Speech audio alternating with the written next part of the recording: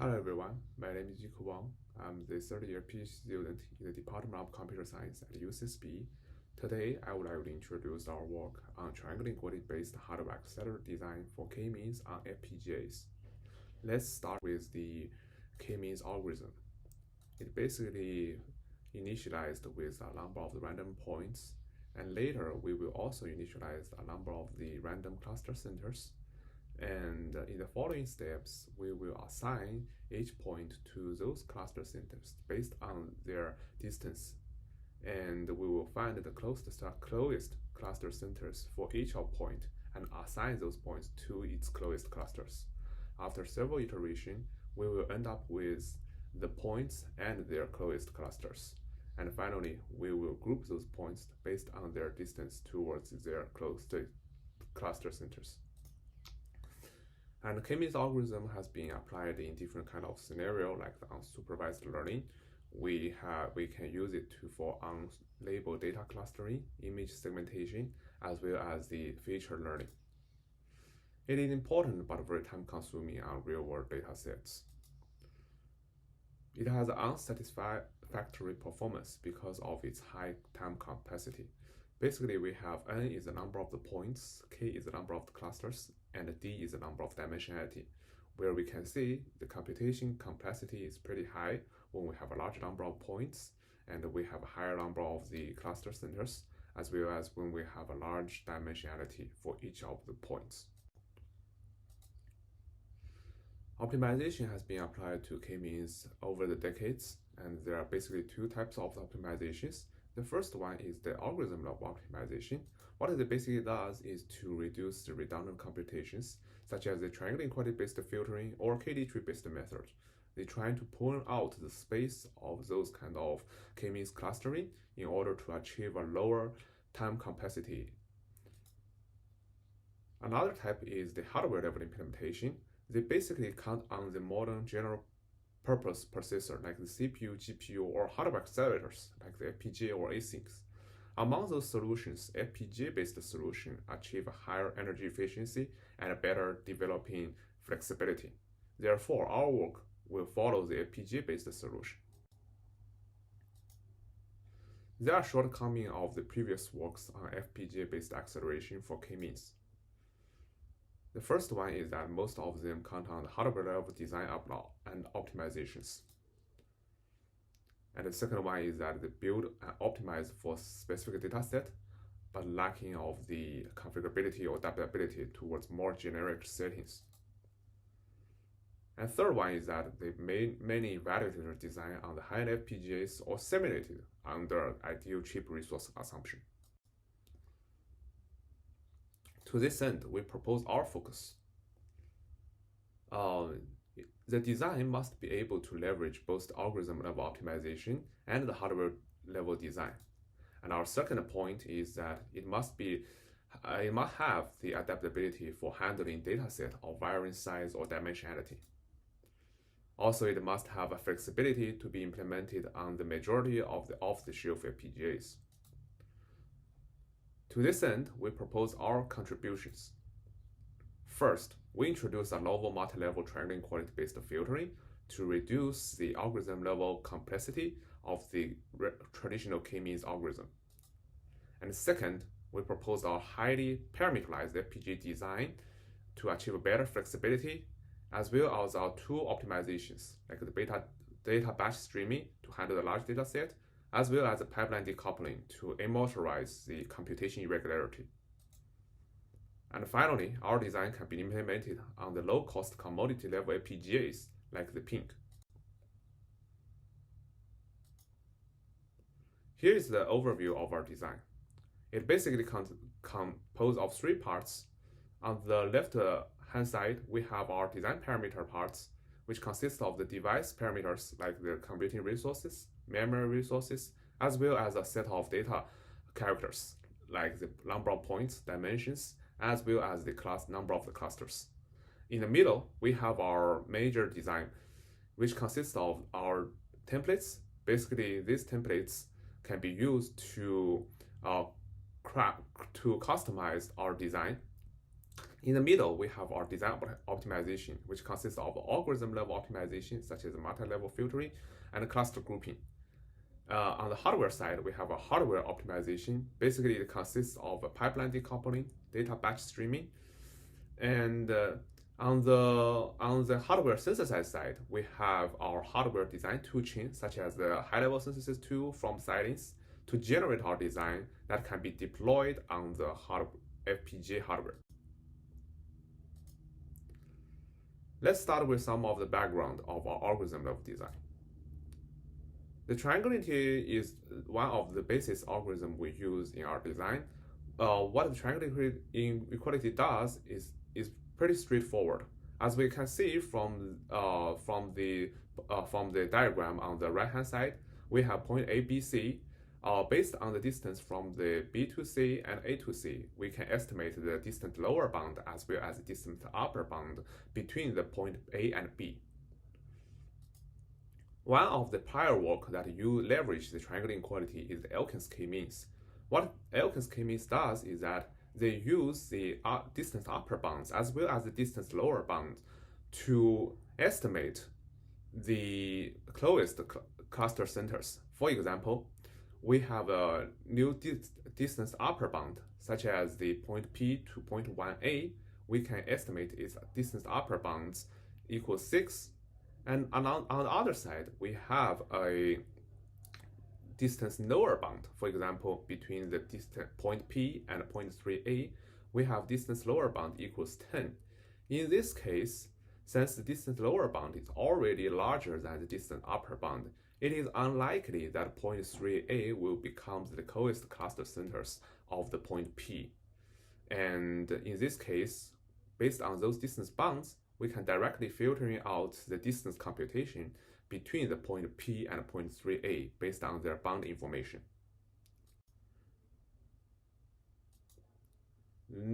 We list some of the shortcomings of Elkin's k-means, including the extra computation required because we have to do the distance bound computation alongside with those regular distance computation. And the second point is that it has the extra memory space because we have to store those kind of distance bounds in order to make some comparison.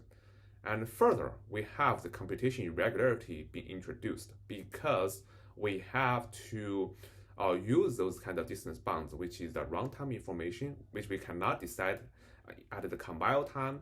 And we have to use kind of bound information for filtering out the distance. Therefore, distance computation for different kind of points might be different.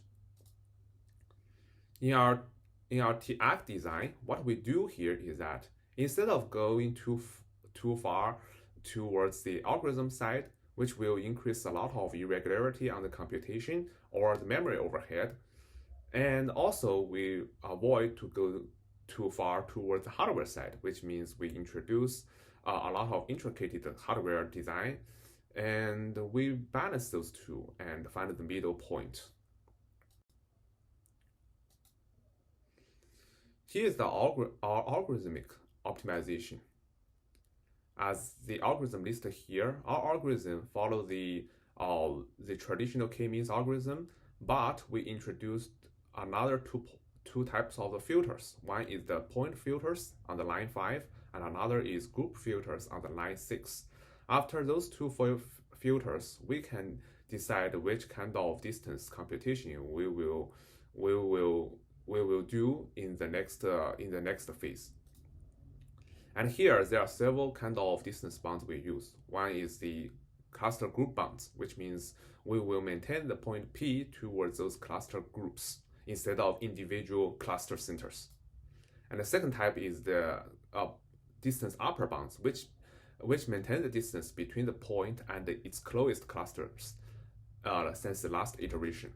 And finally, we will compute the new cluster lower bounds based on the distance from the last iteration, as well as the distance drifting of the certain cluster groups. And we will detail this in the later slides. Here is our filtering step, as indicated in the red rectangular box. For cluster grouping, Previously, we have to have a point P towards all those cluster centers. However, to maintain those kind of distance bounds, it will introduce a lot of the computation as well as the memories. Instead, we maintain the point P towards those cluster group of the cluster centers. Therefore, each time when we maintain the lower bounds or the upper bounds, we only need to maintain the point P towards those kind of cluster groups instead of individual clusters. To do this, we have to group those cluster centers at the very beginning before we do the regular k-means computation. And those are benefits. And for distance bounds, we have the distance bound upper bound update, which means we have point P towards its best clusters since the last iteration. And because since the last iteration, those best clusters would shift its distance because we have to recompute its location. And we also need to update the distance lower bound between those points and those cluster centers. And when we do filtering, if we found those kind of point to group cluster group lower bounds is larger than those kind of points upper bound, we can safely rule out the search space or the computation space between those points and those cluster groups. In this slide, we will introduce our architecture design. Our architecture design basically maps all the functionality from the algorithm level design to the FPGA hardware. It consists of several major components, such as the point level filter, group level filter, distance calculator, as well as the center updater. For the point level filter, it basically decides what kind of points and all of its cluster groups will be filtering out. This is a very coarse-grained filtering, and sometimes it may fail. And at the next level, if the point level filtering fails, we will leverage our group level filter, which we will decide for each point what kind of cluster groups we can skip. In this case, and we can determine we will keep which kind of cluster groups, which will be used for the next phase distance computation. And at the distance calculator, what we do is that for those kind of cluster groups which has not been filtering out in the last group level filtering phase, we will compute all its cluster centers inside those cluster groups and the points. And finally, based on the results from the previous 3 steps, we can determine how could we move the cluster centers to update its current position. There are some other optimization we use in our design. One is called the data batch streaming. What it does is that it basically partitions the input data set into different kind of stream such that we can pipeline those kind of computation. When we do the computation, we can load in the next batch. The second part is called the pipeline decoupling. What it does is that because the point level filtering and the group level filtering would introduce some of the irregularity in the computation. In order to amortize those kind of irregularity, we partition the point level filtering and the group level filtering workloads into different stages, such that for different stages, we assign those kind of workload to each of the pipelines, and therefore their workload is more balanced among those pipelines. In this slide, we will introduce our experiment. For experiment setup, we use the Silence Vivado design suite to synthesize our design, and we use the Pink Z1 as our major platform for evaluation, and we have the ARM processor on the Pink Z1 as well as the programming logic. For dataset, we use the dataset from the UCI machine learning repo, which consists of 6 real-life datasets. And for the cluster size and cluster group size, we choose the number based on the equation listed over here. Here's our experiments. Our experiments consist of performance and energy evaluation. The performance As we can see, our design can consistently outperform the ARM processor as well as the Xeon with a significant energy efficiency. Compared with the GPU, we also demonstrated its great energy efficiency. Experiments, some additional studies, we also compare our resource against the Elkin's k-means. As we can see, our design can consistently outperform the Elkin's k-means in its better resource consumption. And also we compare our design on Elkin's k-means on different platforms, including the CPU and FPGA. And so there are some additional studies. We measure different kind of distance impact, including its resources on the FPGA design, and we also measure how much we can reduce the computation when we apply our triangle inequality algorithm. Thank you. That's all.